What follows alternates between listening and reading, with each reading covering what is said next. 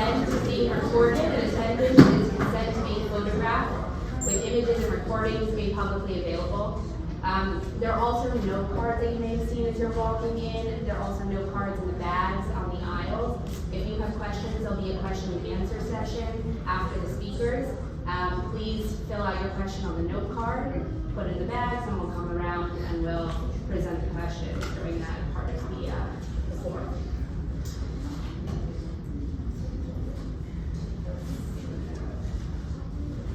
Okay. March 21st, 2023, 2 days ago, the front page of the New York Times headlines, "Earth is nearing a tipping point for a hot future. Alarm in UN report." Frankly, it is because each one of you in this room is well aware of these facts that you've joined us today. Brad Plummer's summary of the report reads, "Earth is likely to cross a critical threshold for global warming within the next decade, and nations will need, yes, need, to make an immediate and drastic shift away from fossil fuels to prevent the planet from overheating dangerously beyond that level." And so with that premise as our foundation, good afternoon. My name is Yael Amron, and I'm a master's student at CCNY Sustainability in the Urban Environment program. Coincidentally, my grandfather, great-grandfather, attended City College's engineering school. Today's event is part of our Capstone Team's year-long and ongoing project called New Ideas for Sustainability Improvements, Messaging, and Engagement on the City College of New York campus.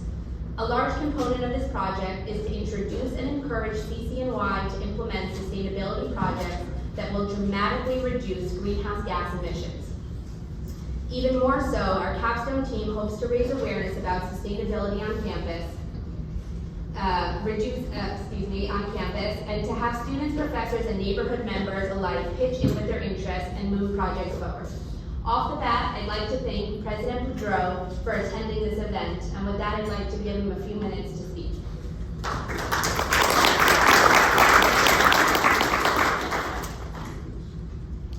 Well, first off, I'd like to congratulate the team on both the work you've done and this event. This is one of the key opportunities and responsibilities of the institution of higher education is to convene conversations exactly like this. And I think you've done a wonderful job. Talking about sustainability on campus, we have a dual role.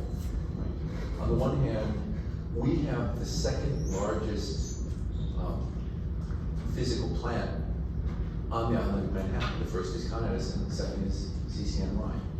And so when we historically spend about $1.5–2 million less than we're allocated in energy spending, which has been the pattern right up until, frankly, gas prices went through the roof a couple of years ago. That's a contribution to sustainability. When we switch out all the toilets in our restrooms in ways that saved, I forget the exact number, but more than 2/3 of the water that we were using on campus, as we did 5 years ago. That's important. When we renovate the Marshak plinth, all the sound, you hear the jackhammers and stuff that's interrupting your classes, that's going to eventuate in a green roof that will lessen carbon load on that building, and on and on and on. So that's one way that we can contribute to this. But the other way, in some ways our primary function, and I know this is a little bit off to the side of the presentation, is what are we doing as a research and educational institution to decarbonize the grid? If you ask the dean of this school, Grove School of Engineering, what project they have that unites the various capabilities, electrical engineering, chemical engineering, civil engineering together, he will say, decarbonizing the grid. That's his language 2 years ago. This is what we do at the Grove School. So how's that manifest? Well, about 2 days ago, we had a launch of a project that we're doing with the Rise Wind Farm. If you go down to our makerspace on the ground floor, one of the things you'll see there is an orange, it's not a hazmat suit, it's the suit that you hope you're wearing if you fall off an offshore wind farm into the ocean, especially this time of year, because we're doing a couple of things there. We're designing in our engineering school the advanced turbines, those wind farms. We are graduating students from the engineering school that will play a role in the green energy industry. And we're doing workforce development to train the workers who will maintain that facility. So pay attention to that three-layer cake. Research, capability of our students graduating, and workforce development. And workforce development is the one I really want to talk about, because in the past, there's been a tendency to say workforce development is what community colleges do. And they prepare people for, blue-collar jobs or entry-level jobs. And in a certain sense, research-intensive baccalaureate degree granting and graduate degree granting institutions have kind of been on the side of the workforce development conversation. But if we are going to, as an institution, influence the green profile, particularly of our proximate community, it's going to be primarily by leveraging our technology and our innovation and expertise of the students we graduate with degrees against the capacity to build a workforce in the green economy. So we have, all through the city, our engineering students have partnered with local schools to put in sensors. In Harlem, we've done heat sensors so we can identify heat islands. Across the city, we have sensors for flood control. And that both gives us data around climate change and how you militate against it, but it also gives us a way into to the schools to start talking to young people while they are 12 and 13 and 14 years old about the impact of climate change and what they can do to start remediating. Yesterday, I spent the morning with depends on what you read, she's either the deputy or the vice prime minister of Cuba, who is in the United States for a UN water conference, and she wanted to talk a little bit and then tour our engineering facilities.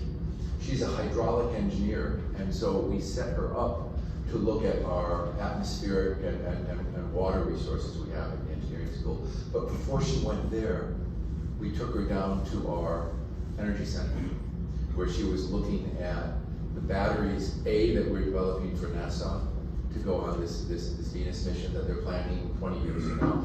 But more importantly, to this big test bed of batteries that are designed to do things like peak shaving, where you take money you take energy out of the batteries when the cost of energy is expensive, and then when load decreases, you start to pull things from other sources, or where you take solar energy when it's abundant and the sun's out and you store it for nighttime, or wind energy when the wind's going and you store it for use off the battery grid when the wind's down. This is what she was interested in. And she'll be back, she said, with the team to study how Cuba can adopt some of this battery technology to decarbonize our grid. So yes, we're serious about switching our light bulbs out to LEDs and reducing our water and our energy and all the rest of it. In fact, we're going to start turning off all the escalators so that everybody has to climb the stairs. But I think as an institution, we have to be able to take those efforts and put them next door to the work that we're doing on our research and workforce development. And I guess the final thing I will say is that second part, the influence of our community. We know, for instance, that the impact of climate change, which is right next door to this, is differentially burdensome on underserved, under-resourced, primarily communities of color. And so we have great partnerships with the Harlem Chamber of Commerce. We have interactions with community organizations. And so as we pursue this workforce development pathway, doing it in conjunction with our community partners, particularly people who are active 1 mile, 2 miles, 3 miles from the campus of City College, is going to be the way forward. So I know that was about 20% off topic in terms of the focus of the conversation, but I think the fullest picture we're going to get about the roles and responsibilities and capacities of an institution takes a view of all of those things. So once again, congratulations. I'm really excited that this is happening. I'm not going to be able to stay for more than a few minutes of the conversation, but I'm looking forward to what I can hear and looking forward to hearing about it after I leave. So thank you very much, everyone.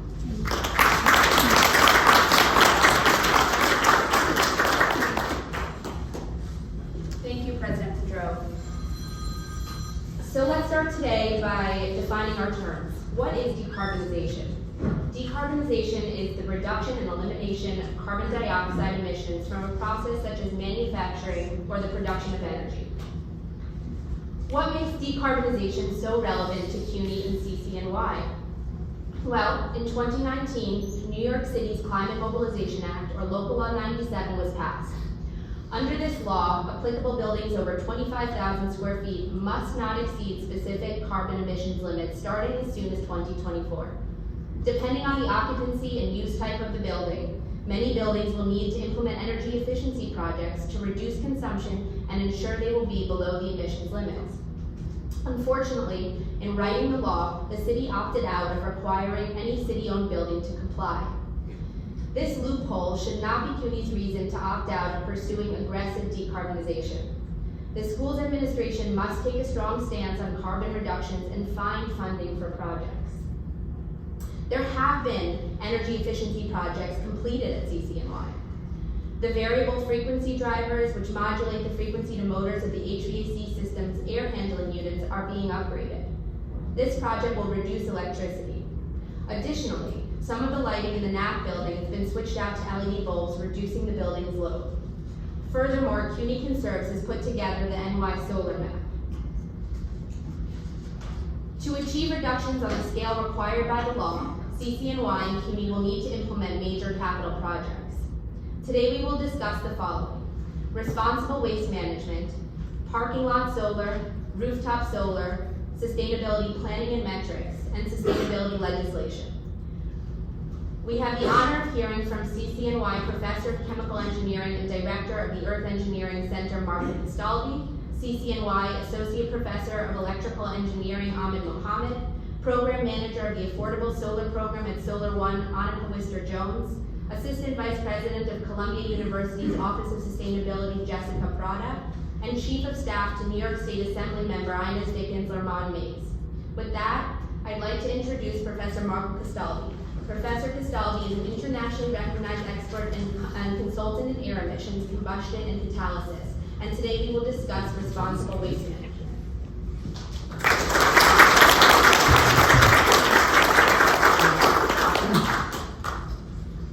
Thanks very much for this opportunity.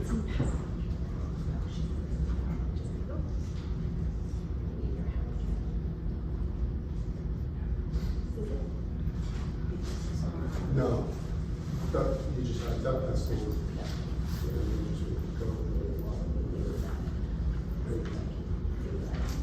This doesn't come for my time. I've been instructed I've got 7 to 8 minutes, and we'll manage to keep that.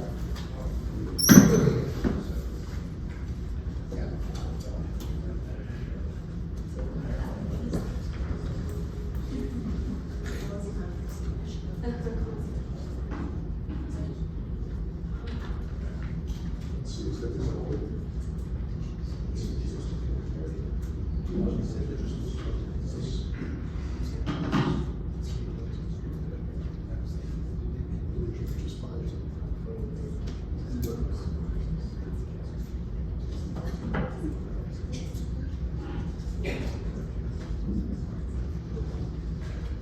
Well, while that's coming on, I'll start and just say that one might not think about garbage and how that impacts reducing carbon. We know that garbage has an impact on the environment because anybody living in New York City in the summertime, and there's a Department of Sanitation missing of a pickup, or just walking through the subway, we know what we have to go through. It doesn't have to be like completely perfect, it could just be slides if you want. But there's a way that if we manage the garbage that we generate, and I want to maybe stress something on this, that this is not one of these EPR type of things. This is what I would consider a you and me responsibility, because the garbage that's generated is from you and me. There's no company that primarily makes garbage as a product. And so there's waste that they do have, and they try to manage that. But if you think about what our product is as a people, and as a person, as a citizen, Sure, it's contributing to things, but we make garbage. We make 4 pounds per person per day. If you think about what 4 pounds per person per day is, that's pretty much an outfit that I'm wearing. Instead of putting it to the side and wearing it the next day, reusing it, you would throw it away. Or if you had a lamp, table lamp, that's about 4 pounds, and you would throw that away. A couple of things to think about is one, how much you throw it away, but second, what are all the materials that are in there? So in terms of clothes, of course, textiles, maybe some rubber, some nylon and plastic, but when you throw away a lamp, well, you've got some critical elements, you've got precious metals. So there has been established a hierarchy on how to manage the garbage, municipal solid waste, the garbage that we make in a black bag every day. And that hierarchy is demonstrated to show that if it's managed properly, it would have the lowest impact on the environment, not a zero impact. And the reason why it would not be a zero impact is because there is no way society could live without making garbage. And I have some data and some slides up there, but we'll hand them out and you'll see them. And so there's a minimum amount of garbage that society needs to make in order to basically maintain a standard of living, whether you have a GDP of $2,000 per year or $150,000 per year. And remarkably, that kind of floor on the amount of garbage that you make is about 2 pounds per person per day, depending on really where you are. It's not much lower than that. And so the question then becomes, okay, if we're thinking about the environment, we're thinking about impact on the climate, we're thinking about reducing carbon, you know, what can our garbage management contribute to that? Well, first, if you reduce garbage that you make, you will basically save greenhouse gas emissions from the products that you are not throwing away. And the number there is kind of fuzzy. But if you reuse the amount of material that you have, for every ton of material that you reuse, you would save 2.5 tons of greenhouse gases.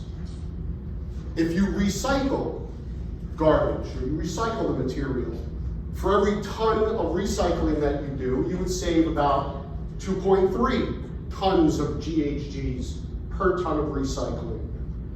And then you move down the list, and there's composting. Well, his works. But that's not me. That's a more important professor. I'm the other professor.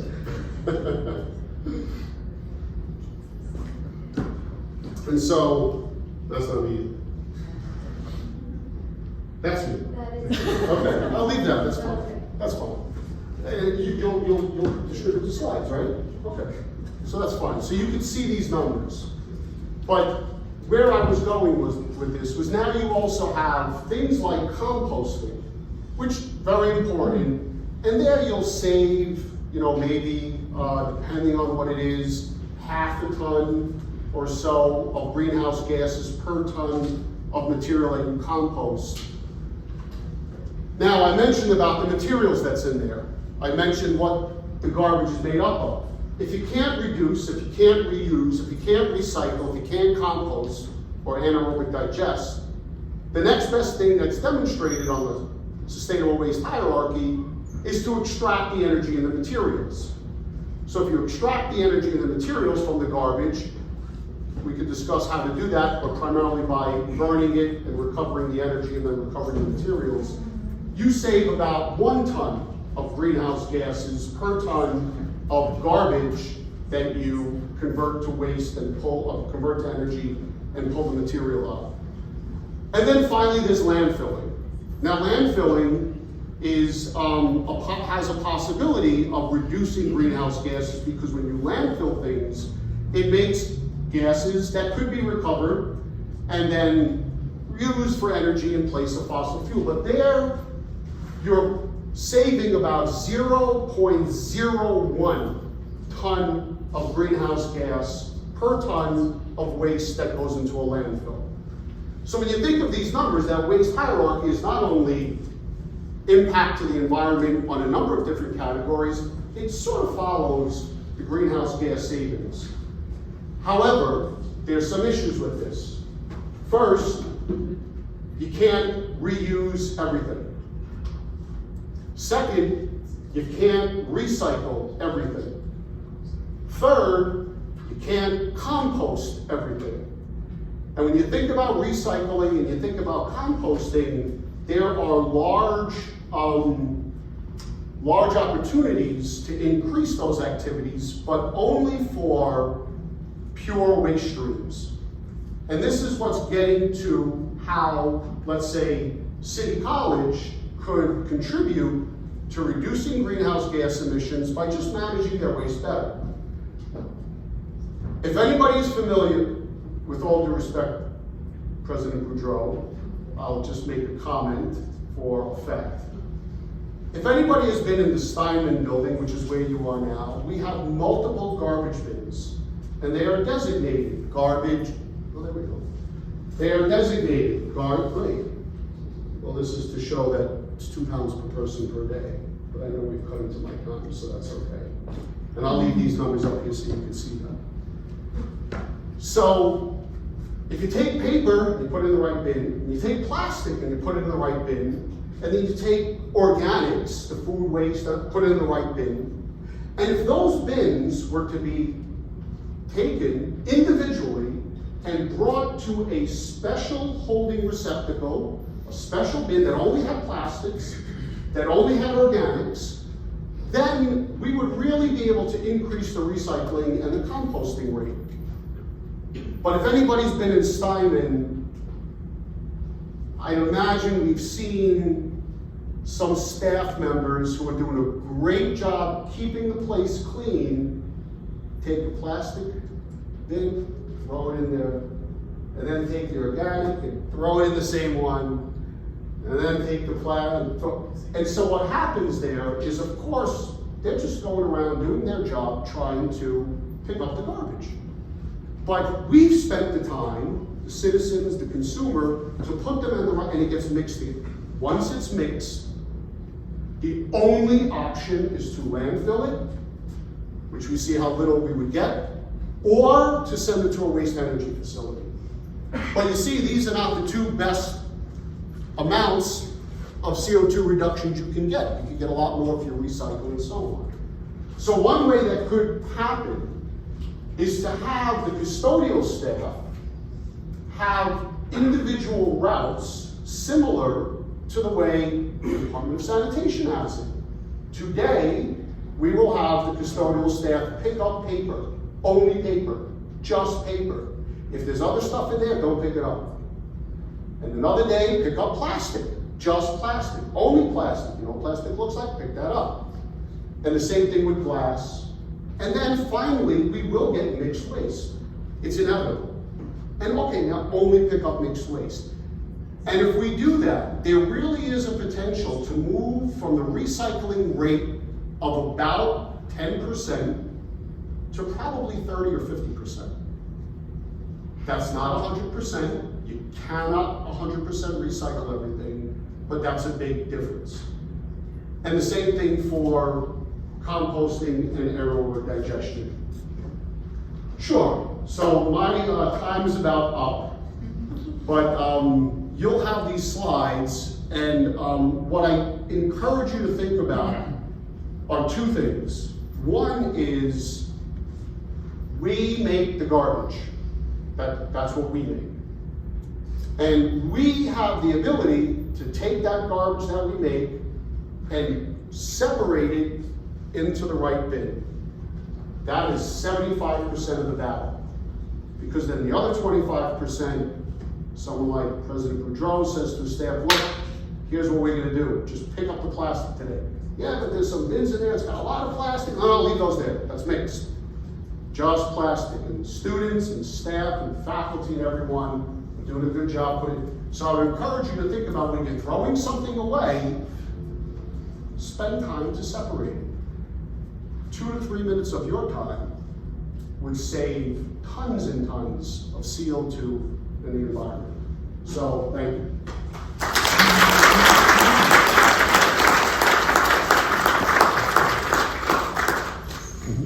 so much, Professor Castaldi. With that, I'd like to introduce Professor Ahmed Mohammed, whose research focuses on smart grid resilience, microgrids, and transportation electrification. He will discuss the potential for installation of solar canopies on the campus and a renewable energy learning lab. Let's see if I can get these working.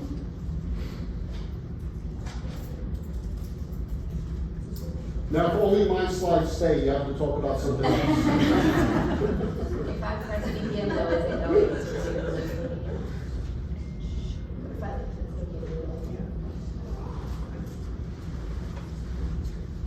Thanks, yeah.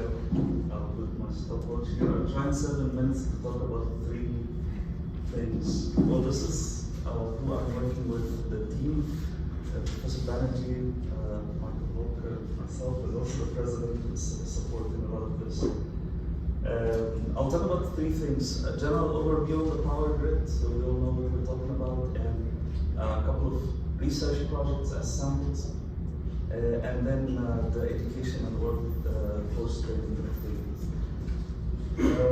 So the power grid, simply you produce the power in bulk quantities in the power plants. Think of them as the factories for the electrons that come with the electricity. And then we transmit that over high voltage, like the highway, so we have less losses. But then at the distribution, like near, for example, Harlem, there will be a substation, which is that blue box over there, and from the blue box there are cables or overhead lines in Manhattan. They happen to be underground cables that will distribute the electricity, so it's like the streets. So for example, there is a feeder coming from the substation down at near Columbia University, coming along Amsterdam Avenue, and CCNY may tap into that feeder to get electricity, and other feeders too, for redundancy. When you think about this, anything we need to do with decarbonization will affect this system, because in decarbonization we talk about mainly 2 things: decarbonizing the production, so add renewable energy, so we burn less fossil fuel in the power plants, which flares all the greenhouse gas emissions. And you think about decarbonizing the roads, so electrification of transportation, for example, like electric vehicles and heating of the buildings. It's very intuitive to think about how electrifying the cars will reduce emission, because when I electrify the car, I will have no exhaust gases that flare to the air. But the problem is that those electric vehicles will need to be charged. And if you're still relying on fossil fuels in the production, then you do nothing. It's good to take the emission from the city to the power plants, but still, overall, we still have the same issue. So electrification will entail much heavier load, so much more current and electrons to flow on those yellow lines, the feeders. And unless the power grid is ready for this, it's not going to happen. So a lot of the goals that get set by the city and the state, I find, that's my personal view, sometimes they overlook the importance of aligning the goals with the actual constraints of the power grid. These are some of the key players, so I'll not go in detail over that to save the time for something else, but we have the Federal Energy Regulatory Commission. They get mandates, so utilities have to follow that. New York Independent System Operator, we run the energy market, and the utility companies, obviously, they buy the energy from the wholesale market and they deliver it to us, and they bill us for that. And they are also concerned about the distribution, which is everything from that blue box down, expanding that, the planning, the operation, and everything. Some of the problems that face the power grid with this decarbonization move, in my view, include these points. Imperative to decarbonize the grid, so you want to add more renewable energy. And as I said, the operation, the design, everything we're used to doing in the power grid for more than 100 years doesn't really take into account that renewable energy, solar intermittency, a source that will vary by cloud movement. We're very familiar with things that are dispatchable, predictable, like a power plant where it's as easy as controlling the opening and closing of a valve. I can control the output power.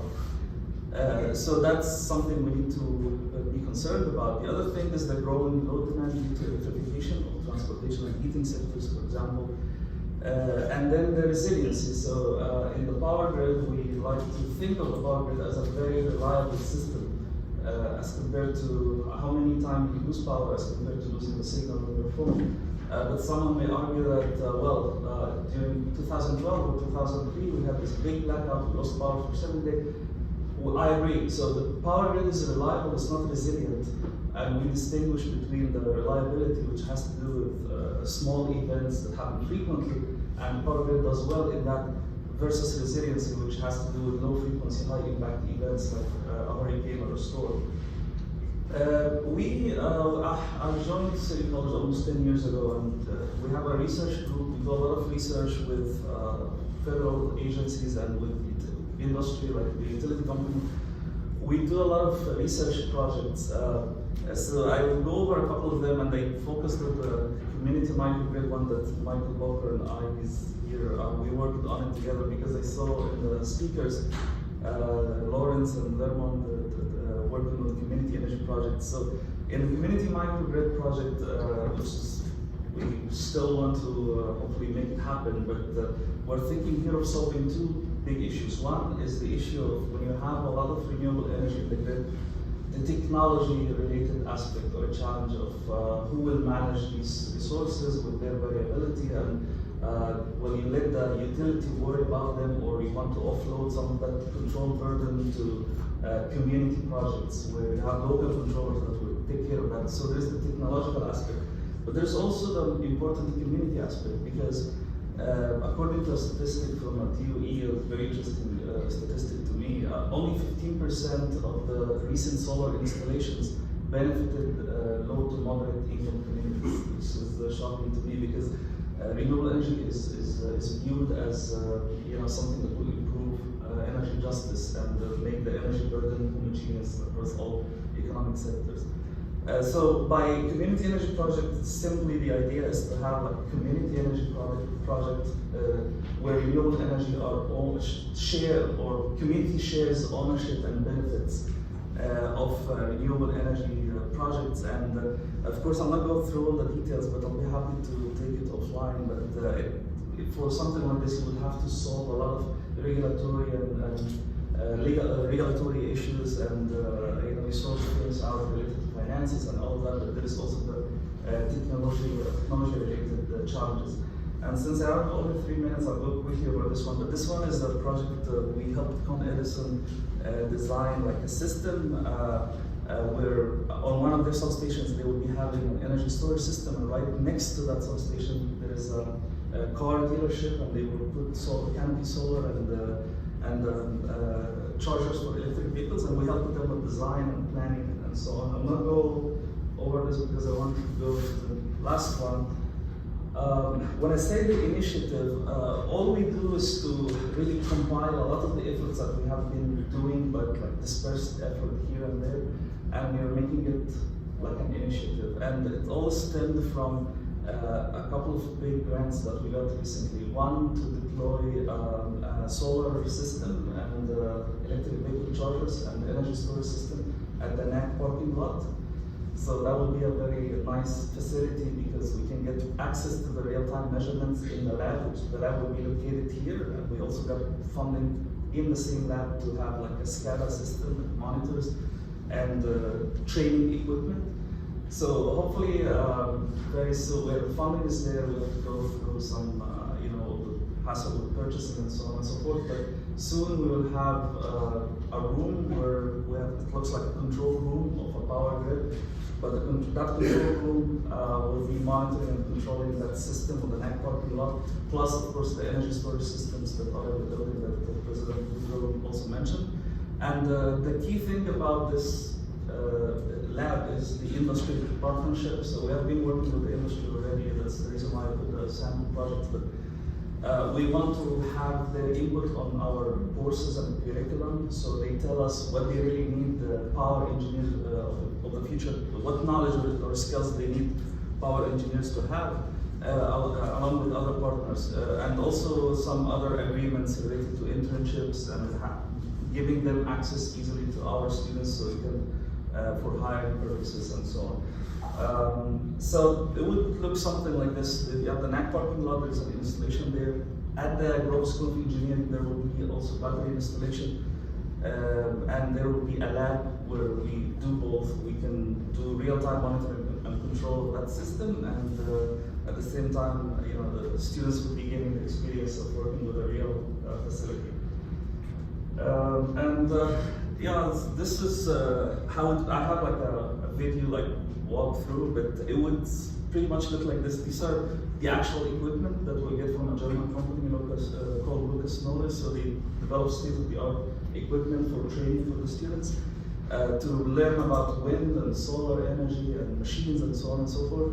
And in the back there will be the monitors to monitor the system and work with it. And they can either work with the actual system, or we have a digital twin or a replica of the system, so we can switch the mode, and instead of doing control actions on the real system where you are limited, you don't want to ruin the system, you can switch to a digital replica, and you can do extreme things. So we can test with test the boundaries of the system, what would make the system fail, and protection aspect and so on. So, thank you.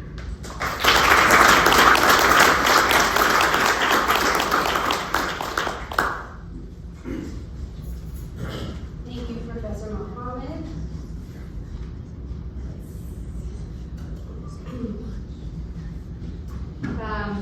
I'd now like to introduce Annika Wister-Jones from the nonprofit Solar One, who will discuss an additional solar project that would expand the project discussed by Professor Mohammed, and which, with the help of the CUNY administration and legislators excited about this project, can potentially bring the benefits of community solar to both the school as well as nearby residents in Harlem.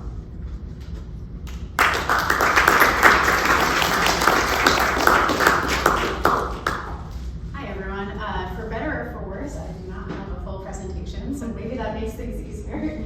But I wanted to talk about a project that Yael has been kind of spearheading and would love to get off the ground and make a real thing. But to begin with, just to introduce myself, my name's Annika, as Yael said. I work with Solar One, which is an environmental education nonprofit. And one of the things that we do is technical assistance for anyone in New York City who wants to figure out how to do solar in hard to serve areas. And we have a focus on affordable housing and low-income communities, low-income homeowners, and co-ops and income-restricted co-ops and so forth. So that's most of my work. But then when Yael called, I was like, well, City College is also pretty cool, so we'll help out. But the idea of putting community solar on the library rooftop could be really exciting in that it would benefit both the community and also the school. So the opportunity here is the library here has a ton of space, and you could fit about 240 kilowatts of solar on there. So that's equivalent to the average household usage of about 70 to 100 apartments in the neighborhood. And depending on how it's financed and how it's arranged, what I recommend for doing this is to install it as community solar, which the professor was touched on briefly. But by doing this, you can distribute the energy to the community members and reduce the electric bills, which currently are skyrocketing. You could reduce anywhere from 10%, which is the minimum, up to maybe even 50% for each individual person, and save hundreds of thousands of dollars in lifetime savings for all of the people involved. At the same time, because community solar would be located on the school itself, it would be a carbon benefit for CCNY. So if you were monitoring local I-97, this would be about 80 tons of carbon equivalent each year in reduction that the school would be able to capture. So if you can get the funding for this, the best possible way to do it would be community-owned, community community solar. I think one of the biggest problems that Professor Mohammed was touching on as well is that over the years, solar has started out as something that only the uber rich could afford. In like the 70s, it was those like really rich hippies in like the mountains of California who like took their houses off grid and no one else could access it. Over the past 20 years or so, solar has become more and more affordable for middle income people who own houses. So like, that's great. It's a huge improvement. There are thousands, millions of people now who have access to solar that didn't have access to solar before, but it still leaves out anyone who doesn't own a house, which tends to coincide with being lower income, especially in cities. And because of that, the ownership opportunities, as with housing, if you own something, you're going to get more benefit from it than if you're renting. And that's true for community solar too. So community solar is where you subscribe to a system like this system, and you then get a discount on your electricity over the years. So there's no upfront cost. It's a very simple process. It's very easy, but a 10% discount is nice, but it's not a 100% discount, which you could get if you owned the system. And so one of the things that environmental justice advocates in the city are working on is creating this community-owned community solar, where the people who are the subscribers can also be the owners of their own system and realize more benefit. And by doing this on city college property and with the support of city elected officials and city funding, this could be a great way to pilot ownership for the low-income members of the community to actually take advantage of that is currently not really accessible for most people. And another thing that kind of makes that easier is that right now, because of the Inflation Reduction Act that was passed last summer, it's better than ever to do solar, especially for low-income communities. There are incentives at the federal level, at the state level, even at the city level that incentivize this kind of work. And so if this were set up as a community solar facility for low-income off-takers, it would receive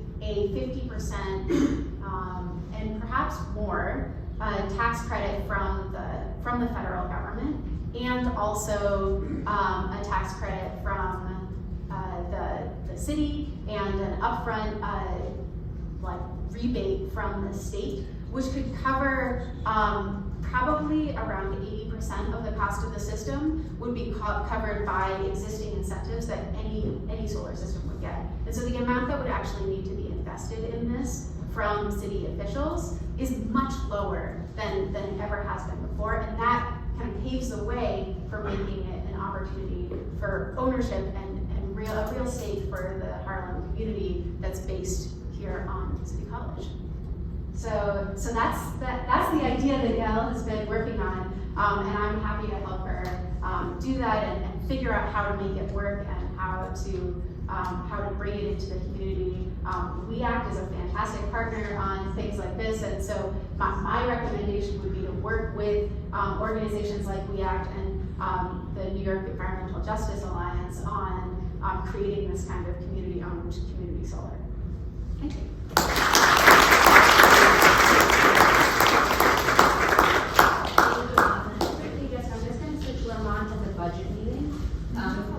So I'm going to switch the order. I'd like to actually, with that note, leading the way for Lamont, because he is the Chief of Staff to New York State Assembly Member Ines Dickens, and he's going to update us on legislation and opportunities, and also it's with his office with whom we've been speaking about a project like this and what it would look like to build a coalition of legislators in order to garner funding that would be required to implement a solar project.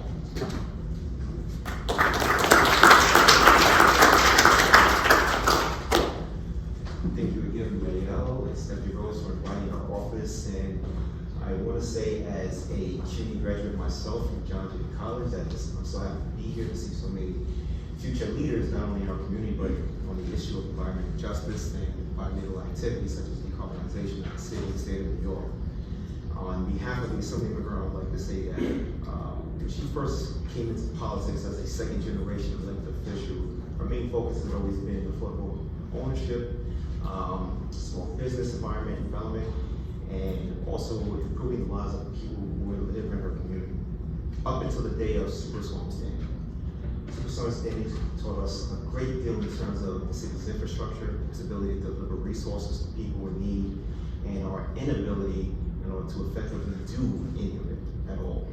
So one of the issues that she had partnered with WeAct on a number of different issues was how is this a instruction for where the city needs help? And part of it had to do with the city's infrastructure in terms of delivering not only electricity, but delivering emergency services to seniors, people with low-income communities such as ours, and how that could be done in a more responsible manner. But the issue that always came to us was who's paying for it. When it comes to the city's resources, unlike many other places, New York City is basically the financial engine for the state of New York. Unlike other states where they may have different municipalities, maybe farm, agriculture, New York City is the prime engine for where all the money comes from. So when it comes to whatever the city needs, the state has an idea, well, if the city needs it, the city will find a way to pay for it.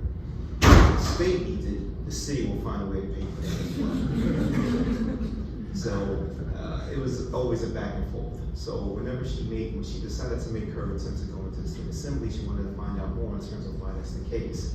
And as she spoke with many of her partners, it's not just that New York City is the economic driver, it's that we've lost so many industries across the state because it was just unsustainable for them to be able to keep up with the financial responsibilities and burdens of being in the state of New York, either through taxation or through other means as well. So it made it very difficult. And just to briefly go back and forth, and I don't mean to confuse anyone, when it came to the city initiating its local law 97 and why we carved itself out of the process, it was the fact of, even though the state could force the city to go ahead and proceed in terms of converting its city properties, the state could always come back and say, well, since you're the one forcing us, what are you going to help us to pay for it with? Expecting that the state will find means in order to pay for it. Now, we normally rely on many of our federal partners in Congress in order to help come up with some of that funding, but that's always an issue of timing. Who happens to be in control of Congress and the White House at the same time in order for you to get those things done. And it seems like we may have missed that opportunity in the last voting cycle in terms of getting that accomplished. So now with a different party in charge of the legislative branch of Congress, these responsibilities now fall back on the state of New York in order to get decarbonization done across the state of New York and the city as well. So what we've been trying to do, as commissioned by the Assemblymember herself, was for me and many of my colleagues within many of the local offices to venture out across New York State to find out what can be done. We've had the opportunity to visit with many of our SUNY and CUNY partners to find out what innovative processes are out there in order to help us to be able to discover how feasibly financial they can possibly be.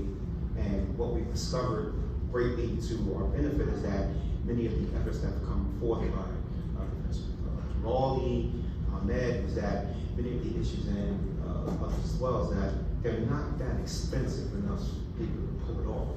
The question is timing. How soon can we do this? So when it comes to the budget process for the state, it's okay, we'll give you a little bit of it now, and then we'll come back to it later, just to find out if you are dedicated to this process. So a process such as wind energy or solar energy, if the project has a $15 million price tag, we'll give you 3 now, and we'll give you 3 every other year after that, depending on who's still here. Because it all depends on what electeds are still around. Some elected may come in and say, well, I like it, but I want to do something else instead. Even though you've already dedicated maybe $6 million over 2 years to the process, maybe I want to do thermal energy instead of electric, or instead of solar, or another elected to come in and say, that sounds expensive, maybe we should be doing wind energy instead. It all depends in terms of who's here at the time when you make these type of investments. So it's a conversation that President Bo and I had all the time where we discussed, well, we really are dedicated to solar energy. We have a plan in mind. We understand how much it costs for us and many other community campuses as well. I think we should move forward with it. In that same conversation, we had with other community presidents from Brooklyn, I won't say which school. No, we're dedicated to thermal energy. We don't want to do that. This is better for us. Another SUNY campus said, no, we're dedicated to wind energy. We actually have a wind farm that's not too far from our campus. We want to do that. Once we get to those conversations, the state will say, well, since you're still wondering which one you want, we'll hold off on it. Sorry about that. It seems like I'm getting close to my time. I just want to be able to focus on the idea that when it comes to budgets and legislation, we know what we want to dedicate ourselves to. As a state, we know we want to decrease our carbon footprint. And financially, we know how responsible we need to be since we can't really expect others to help us. We have to be able to help ourselves. We understand the long-term financial effect of what decarbonization will mean for the city and the state of New York. Things become more cheaper in the long run. Getting the state to dedicate itself to that process is something that it's been a frustration for me. Inez has always taught me, government runs at 2 speeds, slow and stop. Then we figure out which one you want to do first, and be committed to that one. If you want to do it, it's going to be a long haul, but we got to be here for that particular process. So we have to keep ourselves committed. I've been here for 15 years. It's going to probably take me another 15, but hopefully not, to get this process done.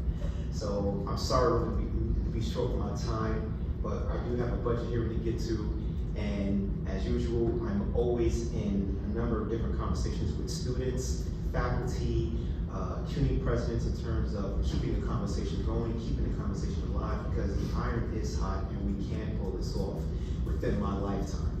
And I'm just looking forward to many of you in this room to be able to be part of those future conversations, not just only as future alums, but future leaders of industry in which we can actually pull this off. So I just want to say thank you, and I'm sorry.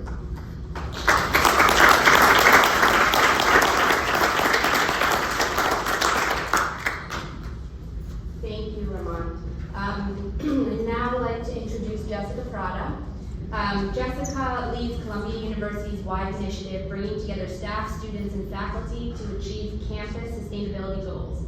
She will discuss how Columbia has implemented a sustainability plan, as well as specific sustainability projects on her campus and how we might be able to do that here.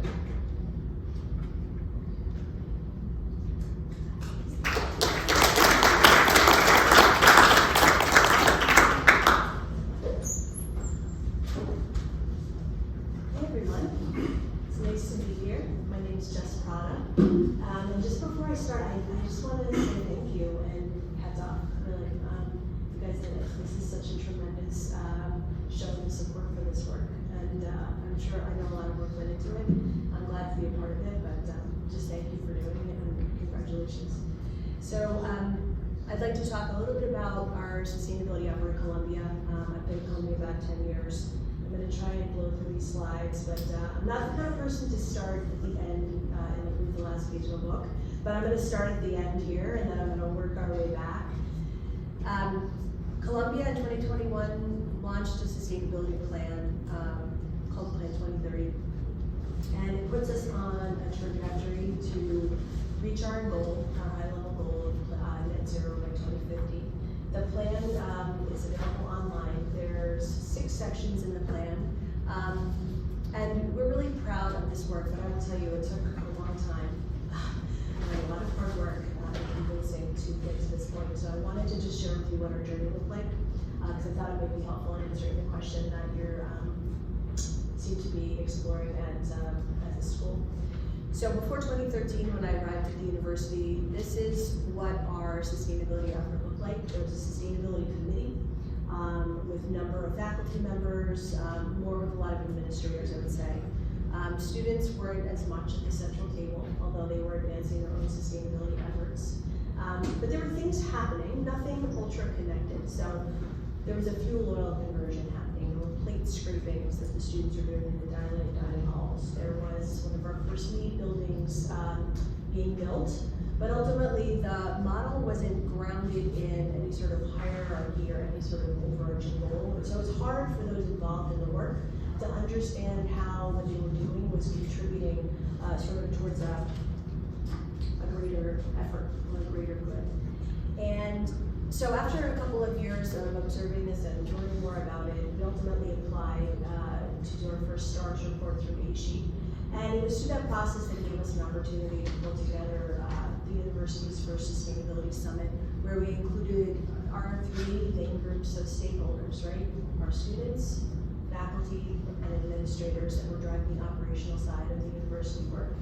And in that summit, we talked about ways that we could escalate the work that we were doing, and overwhelmingly, the feedback that we got, which is what you see on the screen, is that some kind of planning process to cinch it all together was what everyone seemed to feel would be the best thing. So the voices had spoken, and so we got to work. This is what it looked like. It was a number of years to sort of get our feet under us and figure out how we're going to do this. But ultimately, my office took on the role of being the architect of the sustainability planning process. It took about 16 months to do. We created working groups, which I'll share a little bit more about, but ultimately from just kind of formalizing a partnership with our faculty, establishing a set of sustainability principles, planning for the plan. Over that time, we were able to release the university's first sustainability plan in 2017 on Earth Day. So the principles developing these was sort of a notable part of the process. It was the first time that faculty and administrators had sat at the same table and said, what do we want the high-level framework to be? What is the story that Columbia wants to tell when we talk about what do we want to aim for when it comes to sustainability? Obviously, the research that we were doing, that the faculty were driving, was going to be key, so that was embedded in one. We made a commitment to plan, which was number two, and then fostering a culture of sustainability. The other thing that we did, which was key, and this still stands today, is created a governance model to make sure that all the different kinds of voices and expertise were heard and considered at the same table. We centralized the table and established a senior advisory committee with a co-chair as a faculty member, and the other co-chair member was the executive leader of facilities operations, who's responsible for implementing a lot of the obviously the operational programs and dealing with energy reduction and dealing with building and construction and everything like that. And then in orange, you can see we created a number of focus teams, and on each team there are representatives from students, from faculty who are experts in these areas, and then also from the administrators who at the university were responsible for those ops. Why did we do this? So, I mean, pulling back when I started, there was a lot of resistance to creating an organized plan, to putting a Band-Aid out, to establishing policy. There was a lot of resistance. It was like, we can't tell people what to do. But ultimately, the work was happening, but no one was telling the same story.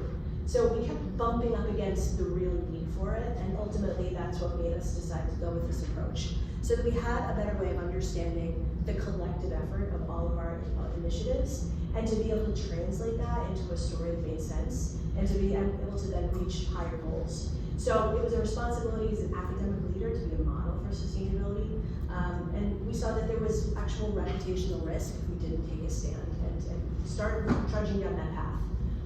The first plan that we launched obviously you saw the working groups, so the sections of the plan translated to the sections or the working groups.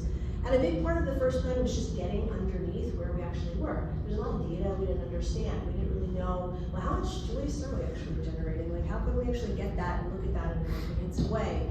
We want to do energy conservation measures. Well, like, how many are there that we've quantified, and what impact are those also going to have? Like, it's good that we were doing them, but what did that translate to? So we spent time looking at all of that and getting underneath it all, knowing if we didn't, there would be no way we could plan sort of at another level, which is what we did in Plan 2030.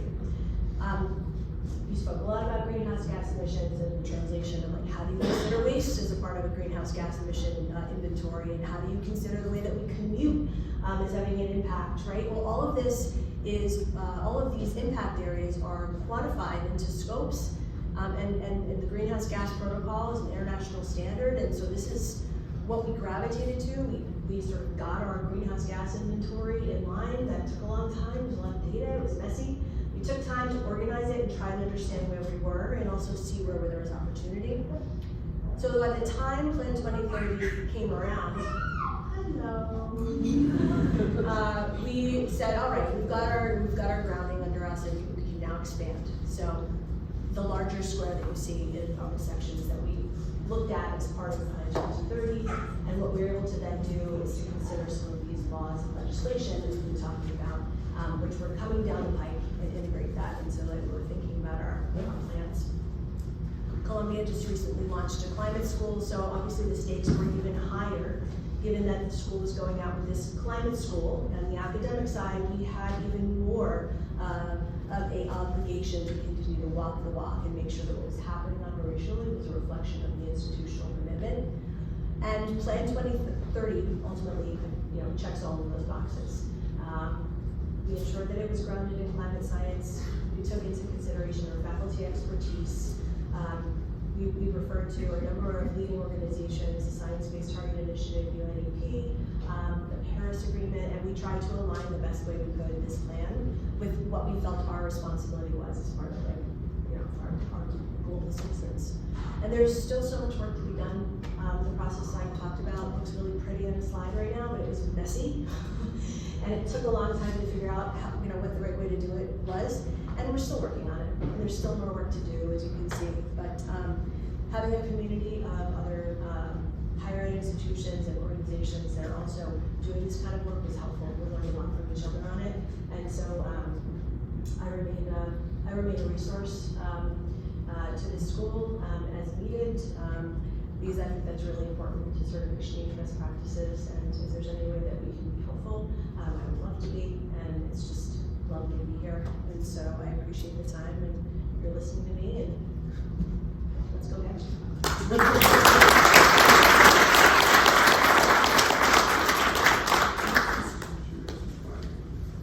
Thank you so much, Jessica, and actually I'm glad you left the slide up because I want to leave some time for the audience to ask questions of any of the speakers today.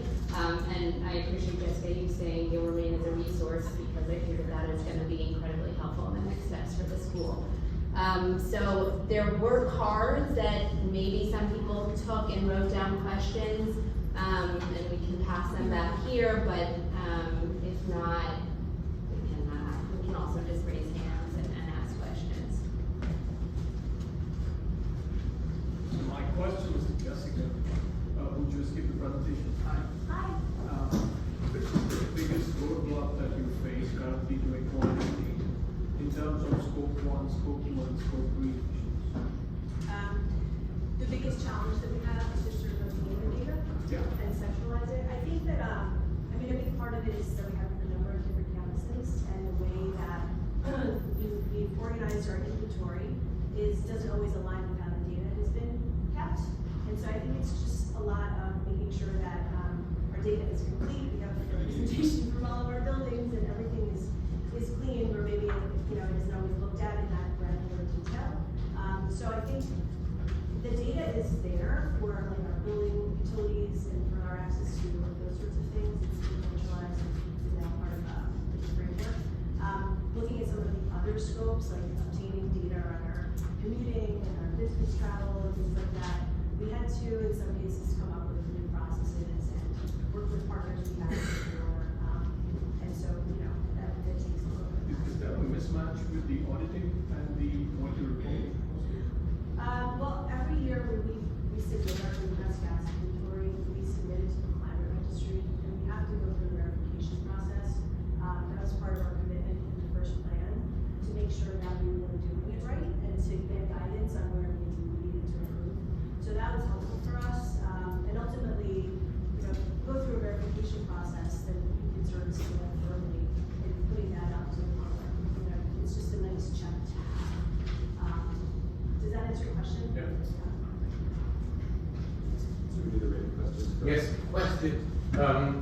Two-part question. So, am I right that the campus operations are responsible for the largest portion of greenhouse gas emissions? What percentage is that? And if not, whatever it is, what percentage is that? And does anybody from City College know if we're doing any bean counting here in terms of greenhouse gas emissions at City College?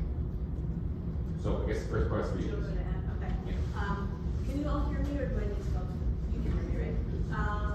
It's a good question. And, so we actually have just done a lot of research on our scope 3 emissions. So everything from waste to transportation, everything in that sort of bucket. And it's interesting because what we've come to find out is when we've combined what we think our impact is for all of our scope 3 combined, and then you add that to what we know scope 1 and 2 already are. Scope 3 is 75% of all emissions, which I understand, and I'm like, we're just learning this, but from what I understand, that's fairly normal. Like, for organizations starting to get underneath that, it's incredible. So yes and no. Like for scope 1 and 2 operations, you know, that's what they do. Fixing the buildings, looking at the plant, how do we electrify, how do we manage our electricity differently, energy efficiency, all of that. But actually a huge portion of our organization's emissions actually is gonna land on us. Like how are we purchasing? How are we getting to work? How are we managing our waste? How are we traveling? What kind of decisions are we making around that? So it's actually, there's not as much that we've done about that yet, but the data is there, so that's kind of our next, you know, push, is really sharing all of that with the community and then coming up with ways to structure. Thank you. Does anyone, I'm sorry. as far as the CCNY piece, anybody have any data for CCNY?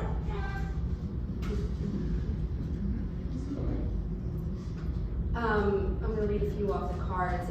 Is there a next step, I think this is for Annika, is there a next step for implementing solar at CCNY, and also, Professor Mohammed, a formal proposal with incentives and costs outlined? So maybe Professor Mohammed and then Annika.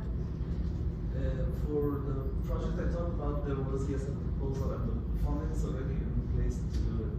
It's not a very big system, about 200 kilowatts.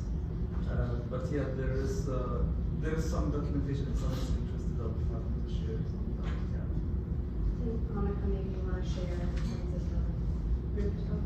Yeah, we can make a formal proposal. It hasn't happened yet, but it wouldn't take too much work to do that. And then I think the next step is finding at least potential funding for it. And then once there's interest, then it's worth it to find, you know, who would be the installer, what would the actual process be, what the roof condition is, what needs to happen for the building before it happens.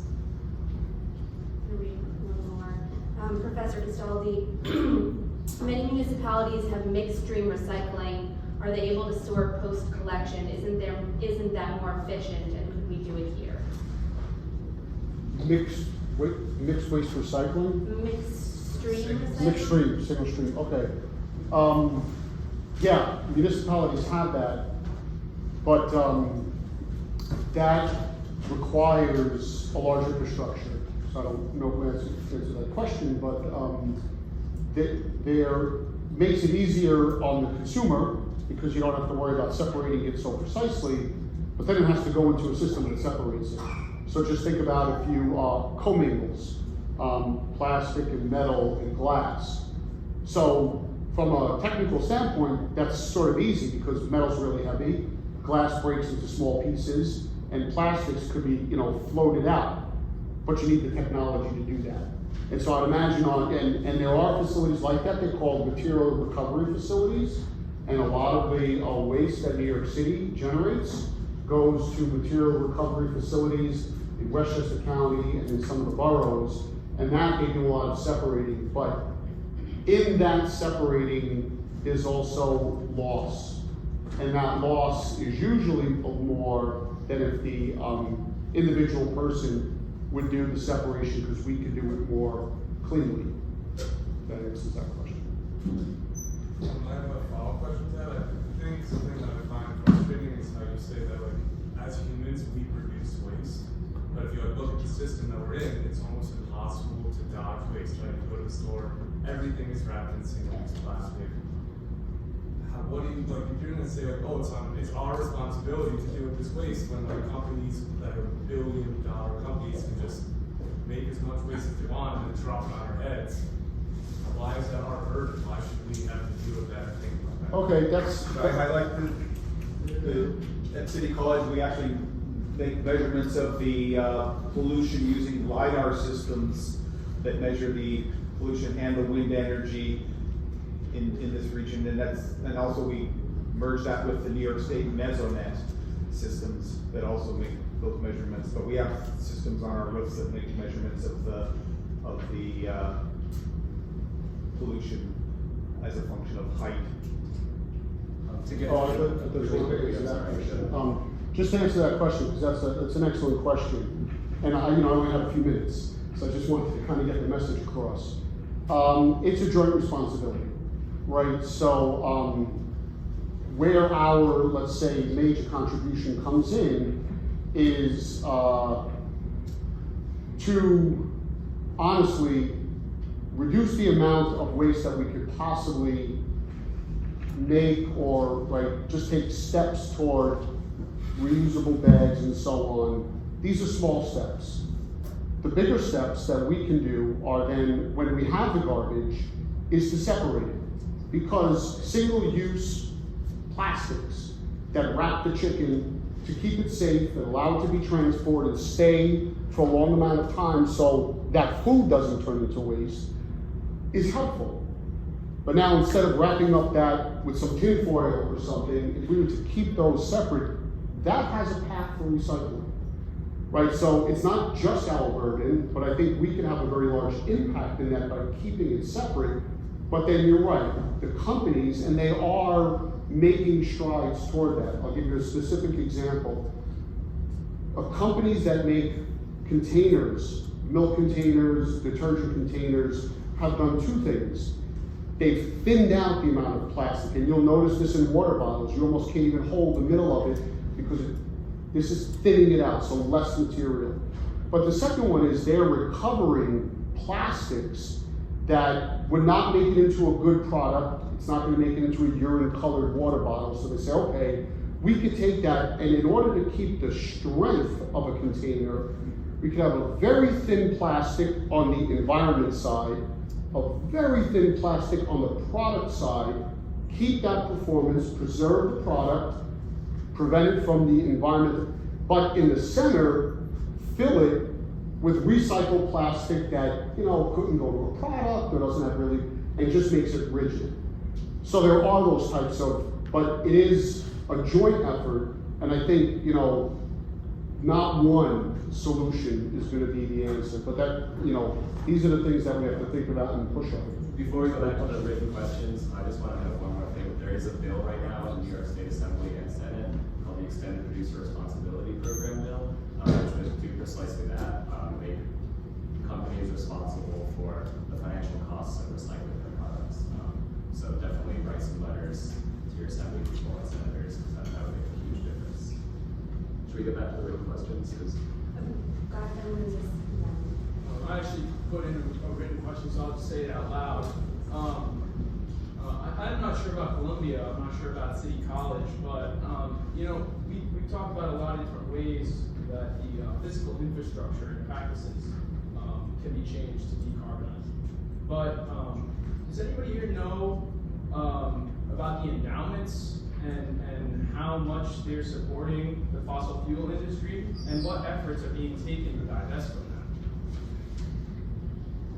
I would guess that no one's sitting here, or maybe there's someone, but I would assume that I don't have the answer to that for sure, as I'm just a student. But I think that that's an important next step question. We're all sitting here today, and the point of this is not to just leave it where it is. The point of it is to take that question, to take whoever's question is back there, and to bring those to the staff and the facilities members and the administration and say, we want to know about these things. We're interested. We attend this school. We are part of it. We're paying for this education. How are you going to answer my question? And how are we going to divest from fossil fuels? How are we going to install LED lighting throughout the entire building? How are we going to make a plan? we need a plan. What is our plan and how are we going to create it? So, it's actually good timing for that question. I'm sure there are a few more. I'll let them, and then I'll take it just one step further, please. Hi, good afternoon. Yeah. Thank you for the panel, it was like really nice. So I'm actually a student reporter, and I've been like covering issues like this for a living. And I think what I keep hearing is, a lot of that sentiment that people are concerned that we're sort of placing the onus, too much onus on the consumer, on the individual, and we're sort of like leaning on private sector driven solutions.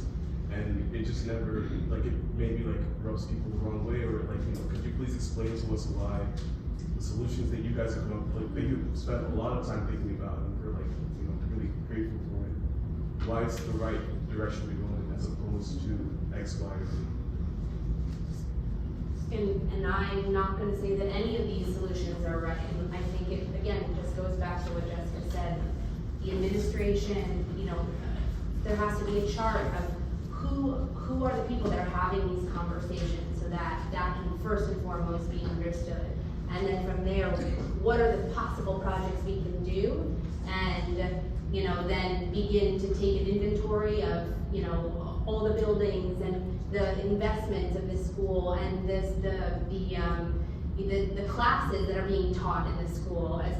All of these things are essential pieces of this puzzle, and it is only going to happen with the help of the students. It's clear from the turnout of this event that the students are engaged and interested, and I'm actually going to take it, since we're running out of time, the next step, which is really our goal today is to ensure that when this event ends, we do not forget what has been discussed. Rather, today should be a step forward in beginning a larger dialogue with the administration, the facility staff, and funding sources, and a moment to garner community support so we can turn these projects into reality. This is not just an academic exercise. Instead, we hope that each attendee will begin to consider how they can engage. In conclusion, we'll end with a couple of next steps, and these are not, the right next steps. These are just the next steps today. Number one, we're asking the administration at both CCNY and CUNY to collaborate with our Capstone team to identify and publicize commitments towards decarbonization. And number two, you'll see being passed around the room and on the screen. We'd like for all attendees today to resolve to act before it's too late. You'll see on the screen and on the handouts a QR code for the CCNY Decarbonization Resolution. Please scan, read, and sign it. It will take you no more than a minute. And if you'd like to help volunteer for this effort, please do check the box. And now I'm going to hand it over to Stephanie Rose for a minute to talk, but please fill out your name so we can continue to collaborate with you.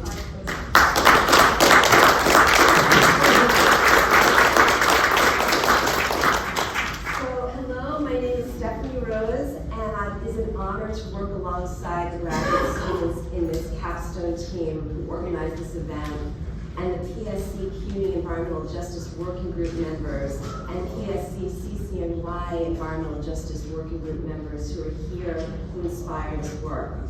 Thank you to all of you for showing up here in person to learn more and share your enthusiasm and support for sustainability initiatives here at City College. City College has a long history of student activism, and by being here today, you were all part of that powerful trajectory. Earlier this week, there was an event on campus called Witness to History, where an alum who graduated almost 60 years ago showed incredible photos he took on his travels with a group of other City College student newspaper reporters who joined the march on Selma in 1965. The photos are now on display in Shepherd Hall. The Capstone students leading this event are activists too, leading a march to 2030, or the March to 2035, and sharing new ideas and perspectives with City College about how to march towards lower carbon emissions on campus and reach other sustainability goals. We can all make changes individually in our own lives, with our families and households, but being part of the City College community offers each of us a unique and powerful opportunity to work together as a community of 15,000 people on this campus of 36 acres of land in New York City to put our minds and visions together to try out new solutions that not only affect the campus, but the surrounding Harlem neighborhood and New York City. The Capstone Team is using the City College campus as a living laboratory to test out new ideas and is the subject of their research. Whatever positive changes we can help make here on campus will become examples for the other 25 colleges in the City University of New York CUNY system to emulate. And if CUNY, with 300,000 people, can make significant sustainability changes, then other urban public universities across the nation will have an example of how to make sustainability changes too. To each of you, no matter what part of the college community you are part of, think about ways you can integrate sustainability into campus life, whether by integrating sustainability focus into student clubs you're part of, or as part of a student government committee. Thank you, Nancy Romer, for that idea. Or by using more eco-friendly cleaning products to clean classrooms, to recycle more conscientiously with the new recycling containers around campus, or to develop new courses with a sustainability focus. My colleague, Professor Yael Weiner, and I are developing 2 new courses for spring 2024 as part of the new major here at City College, Science Learning and Public Engagement. We are developing a sustainability internship course that will continue the work of this Capstone team, but open it up for undergraduates. The second course is a sustainability and public engagement course that will use the campus as a lab for students to lead culture change initiatives on campus. My invitation to all of you, what are your ideas for making the campus more sustainable? How can you envision helping to move forward sustainability goals on campus?